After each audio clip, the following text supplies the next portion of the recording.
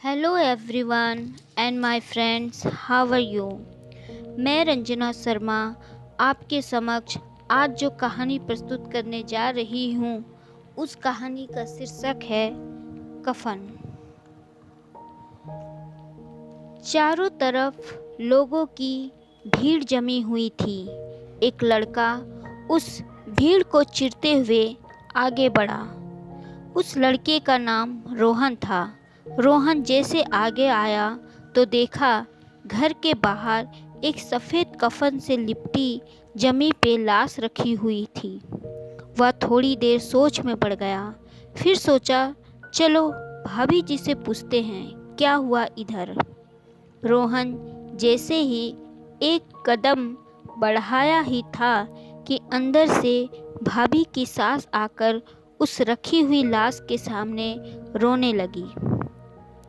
थोड़ी ही देर में भैया भी आकर उसके सिरहाने बैठ गए और अपने आंखों से आंसू पोंछने लगे। रोहन बहुत डर गया। वह सोचा, तो क्या ये सफ़ेद कफन में लिपटी भाभी जी हैं? पर ऐसे कैसे हो सकता है?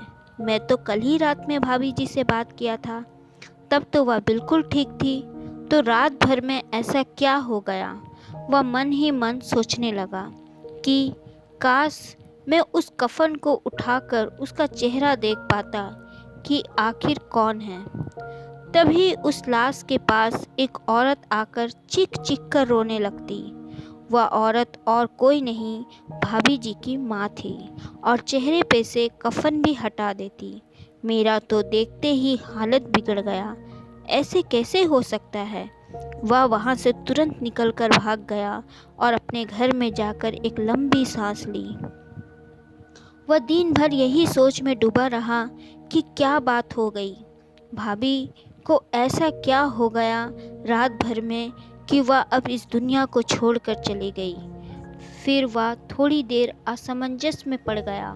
जो वहाँ पुलिस कर्मचारी थे वो भी उसे एक हादसा बता रहे थे, पर रात भर में ऐसा क्या हो गया कि भाभी जी की मौत हो गई। कुछ दिन बीत चुके थे। रोहन थोड़ा अच्छा महसूस करने लगा था।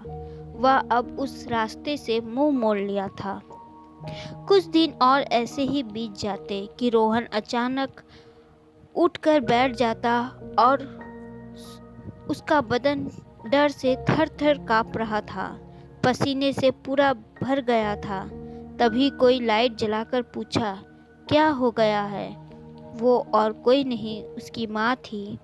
तब रोहन थोड़ा घबराते हुए आवाज़ में कहता, कुछ नहीं माँ, कुछ नहीं, नींद टूट गई, तुम जाओ और सो जाओ। मैं भी सो जाता हूँ। और वह कंबल तान सो जाता। उसकी माँ भी लाइट ऑफ कर चली जाती। वह जैसे जाती, रोहन उठकर बैठ जाता और सोचने लगता, मैं क्या देख रहा था जो वो सच है? पर ऐसे कैसे हो सकता है? भाभी जी ने तो कभी इस बारे में जिक्र नहीं किया। उनसे बातें कर कभी एहसास नहीं हुआ कि ऐसी भी कोई बात हो सकती है। वह तो हमेशा हंसते हुए बातें करती थी। फिर क्या बात हो गई? वह फिर सोचते सोचते सो जाता है। सवेरे उठते ही वह घर से बाहर निकल जाता है और आज कितने दिनों बाद वह उस रास्ते की ओर बढ़ता है, पर वह आधा रास्ता ही पहुंचता है कि फिर कुछ सोचकर दौड़कर भाग आता है और अपने घर चला जाता है। कुछ दिन और ऐसे ही बीत जाते। एक दिन वह शाम को घर जा रहा था कि उसे लगा कि कोई मेरे साथ चल रहा है, पर वह जब रुक के इधर उधर देखता है तो कोई नहीं रहता। वह फिर आगे अपने घर की ओर बढ़ जाता। वह उस रात सो नहीं पा रहा था। बार बार आंखों के सामने वही सपना और भाभी का चेहरा आ जा रहा था। वह फिर हिम्मत कर अपने घर से उसी रात को भाभी के घर जाने का निश्चय कर लेता है। वह जैसे वहां पहुंचता है कि उसे दो पुलिस ऑफिसर भाभी के घर से निकलते हुए दिखाई देते हैं। वह चुपके से खिड़की के पास चला जाता है और फिर जो वहां देखता और सुनता उसके तो होश ही उड़ जाते हैं। वह वहां से तुरंत निकल जाता और भागते भागते गांव वालों के पास पहुंच जाता है। और वहाँ के मुखिया को सारी बात बताता है कि भाभी जी की मौत कोई हादसा नहीं थी। उसकी मौत के पीछे उसके ससुराल वाले और वही 2 पुलिस कर्मचारी मिले हुए थे। वह बताता है कि भाभी को उन लोगों का एक राज पता चल गया था। वह राज था कि वे लोग बहुत गलत काम कर रहे थे।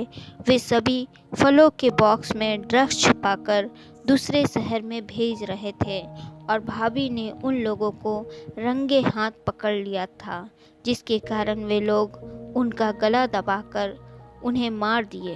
ये सारी बातें उसने खुद खिड़की से छुप कर सुन लिया था और उसे अपने फ़ोन में रिकॉर्ड भी कर लिया था, जिसके ज़रिए वे लोग वहाँ के भरोसेमंद पुलिस को सारे सबूत देकर उन सभी मुजरिम को फांसी की सज़ा दिलाते हैं। और उस रात के बाद रोहन को वह सपना दिखाई नहीं देता जो हमेशा उसे परेशान करता था कि भाभी कफन से लिपटी हुई उठकर बैठ जाती और खूब रोने लगती। वह चीख चीख कर मदद के लिए पुकारती। भाभी को इंसाफ मिलने के बाद कफन का राज भी वहीं समाप्त हो जाता। धन्यवाद।